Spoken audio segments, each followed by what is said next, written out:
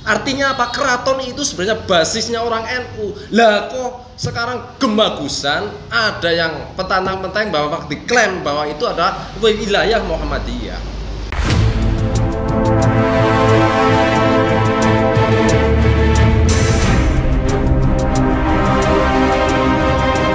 Apa maning dibuka bareng-bareng.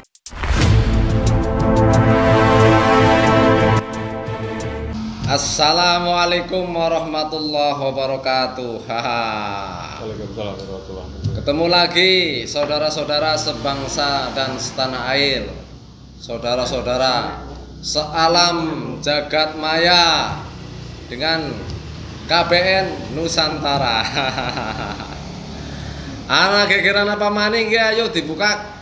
Nah, ini kebetulan kita ada posisi agak lengkap ini, meskipun kita bertiga ini mewakili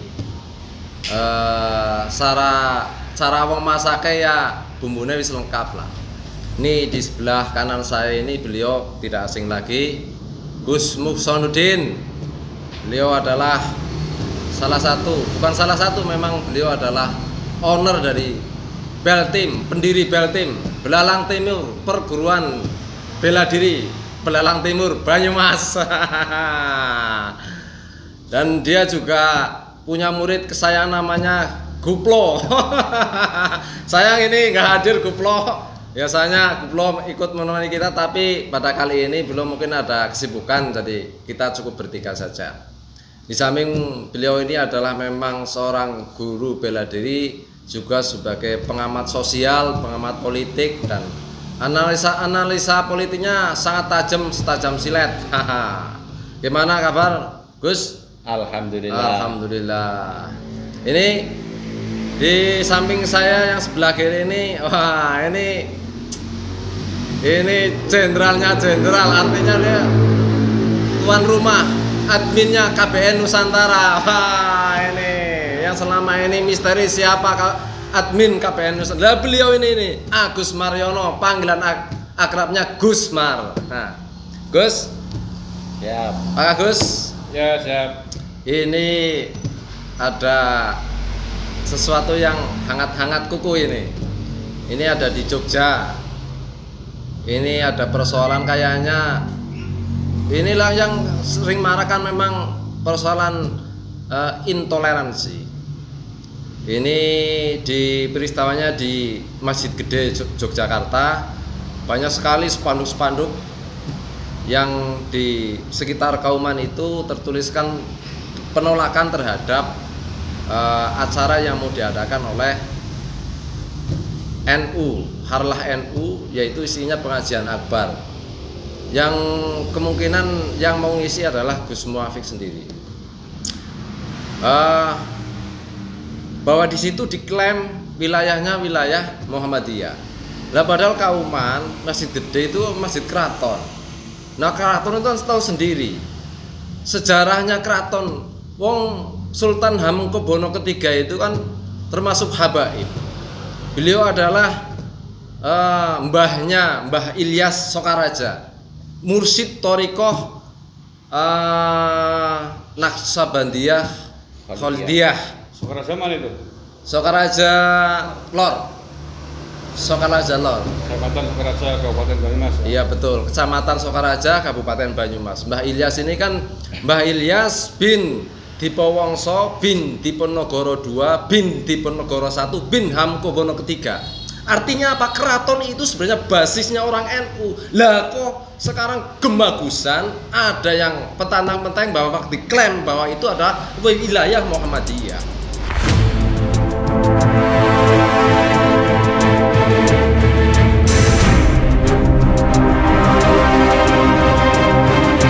Padahal sedarahnya itu milik kok. Jelas itu. Kalau misalkan mbah-mbahnya di Diponegoro pasti itu nenek moyang kita, artinya segaris komando, segaris perjuangan pasti ala aswaja ala Nahdlatul Ulama. Nah ini saya tahu nanya sama Gus Muhson, ini pengklaiman wilayah ini yang sepihak ini kan pertama kalau menurut saya pribadi ini sangat arogan. Kedua, dengan tegas mereka menolak acara yang mereka ibaratnya tiap hari itu mengadakan acara di situ, nggak ada yang musik. Giliran orang NU ngadakan paling nggak setahun sekali, bahkan mungkin 5 tahun sekali itu ngadakan pengajian akbar di Masjid Agung. Luar biasa, ditolak mentah-mentah. Ini menurut pandangan Gus Muson gimana ini, Gus? Assalamualaikum warahmatullahi wabarakatuh. Para pemirsa, ya, terima kasih kepada KPN Nusantara, kita diajak untuk berbincang-bincang untuk yang kesekian kalinya, terutama untuk moderator ini dan ownernya, admin. Fenomena menyangkut yang hari ini terjadi di Jogja, sebenarnya saya banyak bertanya sebenarnya. Secara umum dulu ketika saya mendengar kata Muhammadiyah, itu nisbatu ila Muhammad Rasulillah Sallallahu Alaihi Wasallam, apa kepada Muhammad bin Abduh yang sebagai basis daripada Wahabi. Waduh. Yang kedua, bahwa sikap inklusivitas ini, saya dalam pandangan saya Muhammadiyah hari ini itu sudah banyak ditengarai masuknya kelompok-kelompok salafi. Waduh. Radikal berarti. Radikal. Bagaimana dalam spanduk yang beredar itu penolakan kepada Gus Muafik kan dengan asumsi bahwa Gus Muafik itu adalah penista Nabi. Nah ini kan hampir mirip-mirip dengan takfiri. Nah, yang kedua bahwa merasa sebagai mayoritas dalam tanda petik di Jogja, kok terus menafikan kelompok lain, itu kan hampir mirip dengan Wahabi di Saudi pada awal-awal berdirinya, mengharamkan kelompok-kelompok yang lain. Nah ini yang perlu kita sangat prihatin gitu loh, bahwa founding father kita kan sudah sepakat hidup di NKRI, artinya semua orang memiliki hak yang sama untuk beraktivitas, semua orang memiliki hak sama untuk melakukan sebuah pemahaman keagamaan, bahkan keyakinan gitu loh. Bahkan secara kekuasaan Yogyakarta ini memberikan sebuah contoh yang sangat luar biasa. Setelah tanggal 17 Agustus 45 mengakui kemerdekaan Indonesia, 18 Agustus bergabung ke NKRI yang pada waktu itu adalah sebuah negara yang sah secara internasional. Nah ini kan sebuah sikap-sikap ya, keteladanan sejarah, keteladanan tokoh-tokoh yang sekarang diusik gitu loh dengan sikap eksklusivitas dan arogansi gitu loh. Bagaimana nggak eksklusif, seolah-olah dia mengklaim Muhammadiyah itu sebagai sebuah kawasan Jogja menjadi basis dia, terus orang lain nggak boleh beraktivitas. Ini ada aturan hukum, ada aturan gitu ya sosial, ada aturan-aturan yang tidak bisa semena-mena kita ngomong orang lain nggak boleh itu loh.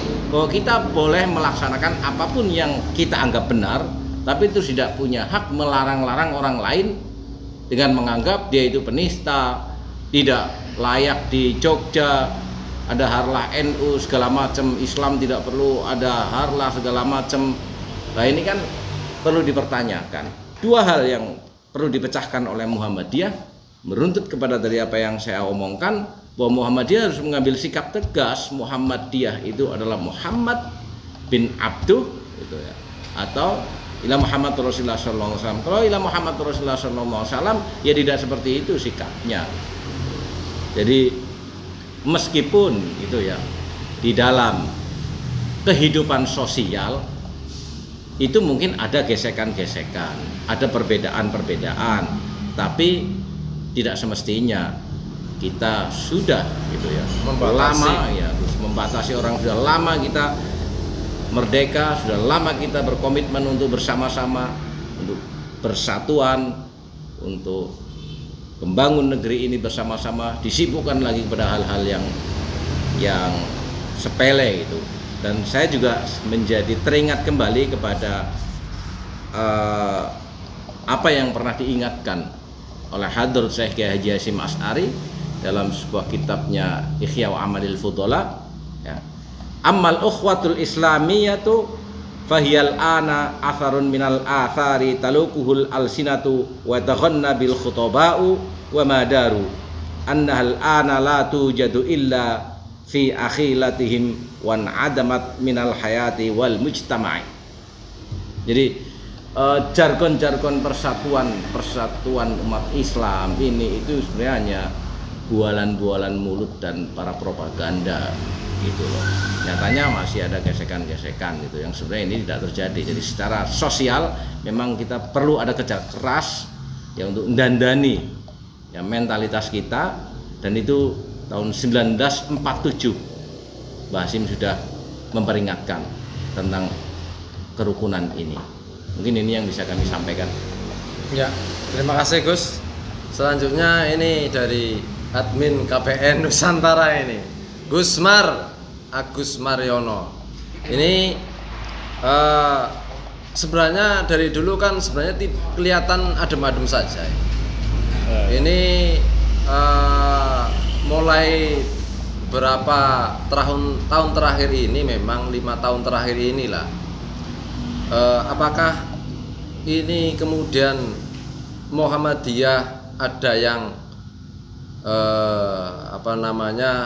istilahnya penyusup atau bagaimana, sehingga dulu kan namanya NU Muhammadiyah sebagai organisasi, 2 organisasi terbesar di Indonesia ini kan sebenarnya nggak ada apa-apa, dan gesekan pun gesekan yang sederhana lah, perbedaan pendapat yang kemudian memang ya akhirnya itu masing-masing. Nah ini kok sudah melakukan istilahnya membatasi kegiatan orang lain, ini kan sudah sangat keterlaluan, arogansinya muncul, sikap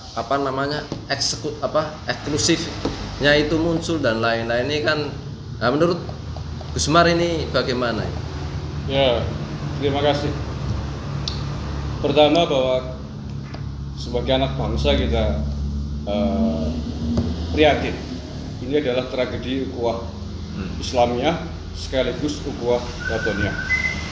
Ukhuwah Islamiyah karena Ormas Muhammadiyah yang harapan kita adalah salah satu penyangga penting untuk kesatuan negara ini, NKRI. Tapi faktanya terjadi seperti apa yang di Jogja ini. Mestinya Muhammadiyah adalah salah satu penopang NKRI bersama NU. Bukan sebaliknya, ini destruktif sekali. Ukhuwah Watoniyah karena kebebasan menjalankan agama itu dijamin oleh undang-undang. Jelas sekali, itu sangat mendasar. Jadi mengapa saya katakan ini adalah tragedi ukhuwah Islamiyah sekaligus juga ukhuwah Watoniyah di Republik ini. Dan yang tidak habis pikir tadi, ini bisa dilakukan oleh Muhammadiyah, oleh organisasi besar yang pendirinya dulu adalah teman akrab dari Mbah Hasyim Asy'ari sebagai pendiri NU, Kiai Haji Ahmad Dahlan. Iya, Kiai Haji Ahmad Dahlan bersama-sama dengan pendiri NU Kiai Haji Hasyim Asy'ari mendirikan ormas terbesar hari ini di Indonesia. Tetapi dengan fakta ini justru kita sangat prihatin. Ini perlu dicari tahu memang. Jadi antara fakta sejarah dengan fakta yang terjadi hari ini berbeda jauh. Nah, ini memang mengapa bisa terjadi seperti ini Muhammadiyah hari ini memang perlu dikaji bersama-sama, khususnya Muhammadiyah. Walaupun memang dugaan sementara atau analisa sementara mengapa Muhammadiyah bisa bersikap intoleran, sebuah sikap yang biasa dilawan oleh kelompok garis keras, oleh Islam radikal, oleh HTI dan seterusnya. Sekarang kenapa diduplikasi oleh Muhammadiyah? Nah, kalau salah satu analisa saya, pendapat saya, bahwa Muhammadiyah bisa seperti ini karena memang landasan ideologinya yang tidak jelas, tidak tegas. Oleh karena itulah pernah muncul di Muhammadiyah, dan ini disampaikan oleh pengurus pusat Muhammadiyah bahwa Muhammadiyah bukan Dahlaniyah. Saya kira semua orang pernah dengar ini, yang konsen mengamati perkembangan politik Islam. Muhammadiyah pernah mengatakan Muhammadiyah bukan Dahlaniyah. Artinya pegangan yang diajarkan oleh pendiri udah ucul itu. Bahasa Banyumasnya apa? Tercerabut dari akar. Iya, waton apa? Sorat sekelan waton. Oh iya.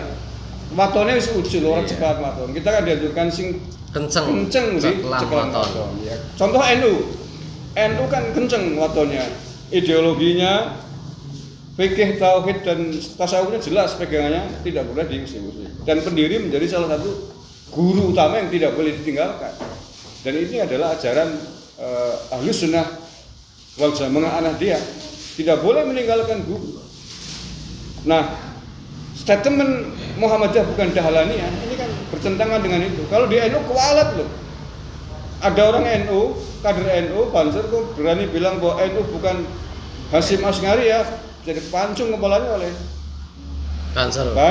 Iya, iya. Karena itu watonnya tidak boleh ditinggalkan. Su'ul adab, Pokoknya. adab. Nah, saya kira itu menjadi salah satu pintu masuk ideologi lain ke Muhammadiyah.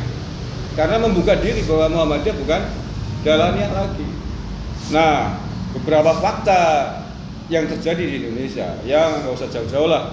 Contoh yang paling dekat kemarin di Pilpres 2019, mantan pemimpin umum Muhammadiyah, Amin Rais kan mantan ketua umum pimpinan pusat Muhammadiyah.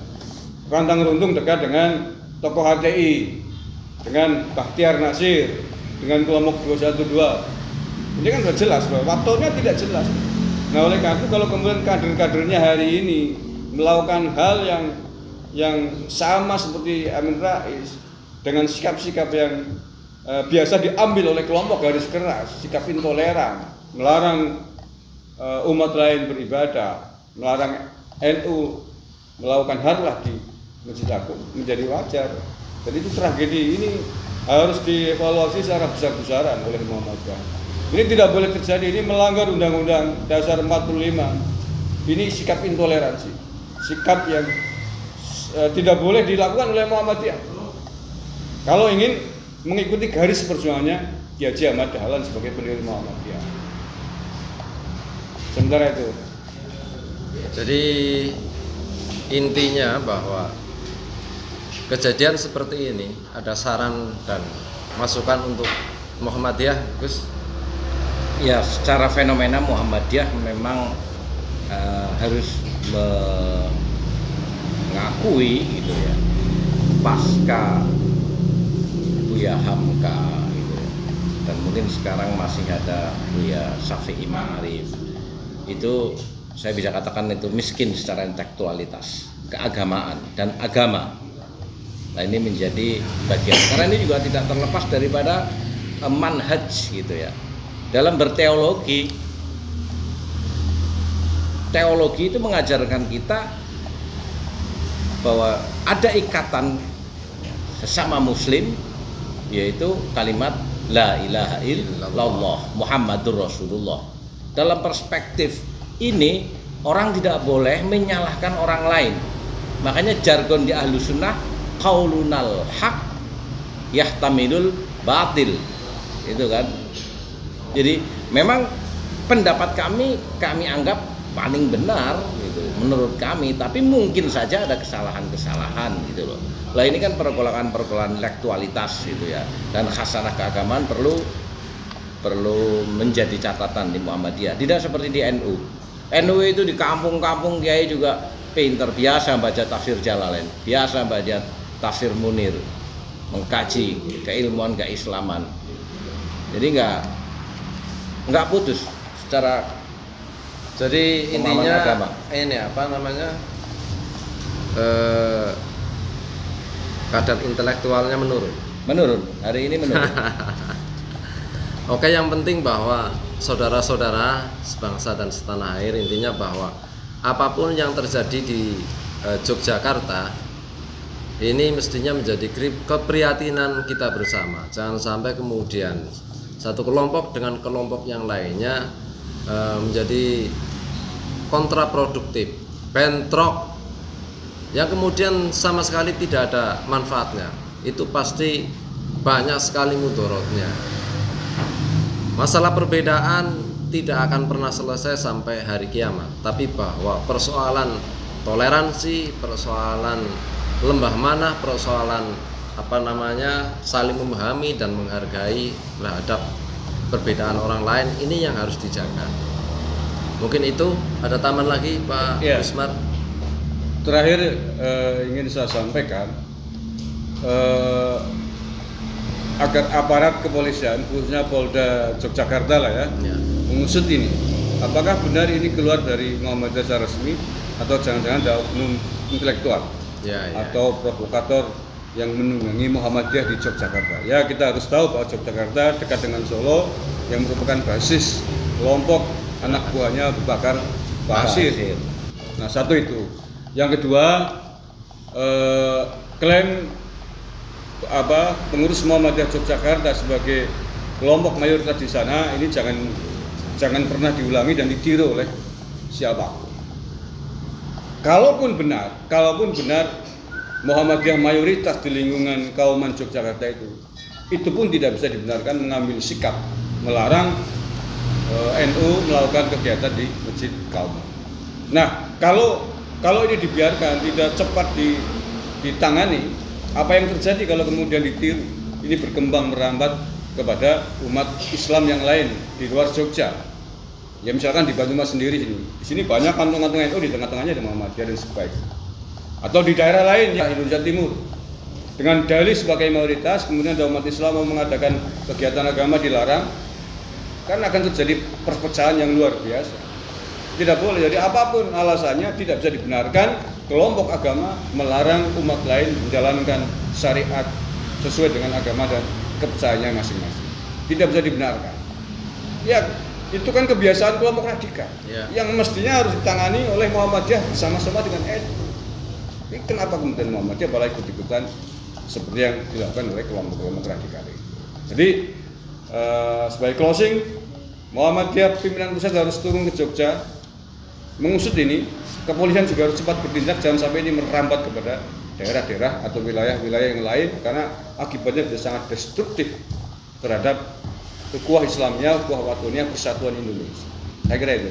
Oke, terima kasih Gus. Terima kasih Gus Mariono.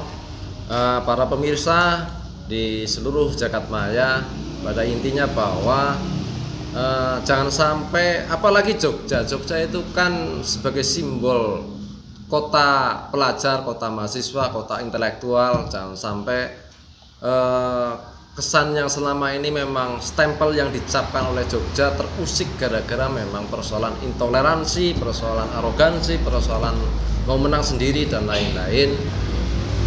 Kalau ini kemudian memang dibesar-besarkan dan akan merambat ke yang lain, akhirnya rusuh gak karu-karuan. Lah sekarang misalnya di Banyumas, orang Muhammadiyah mau bikin kegiatan di basis NU ditolak.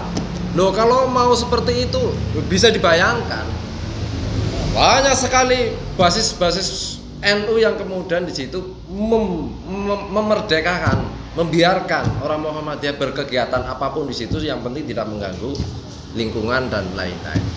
Sekian, yang penting jangan sampai ada kegaduhan, kerusuhan, persoalan yang kontraproduktif dengan cita-cita kita bersama, yaitu Negara Kesatuan Republik Indonesia. Terima kasih Gus. Kita pamit pada pemirsa. Sekian, wallahul muwaffiq ila aqwamit thoriq. Wassalamualaikum warahmatullahi wabarakatuh.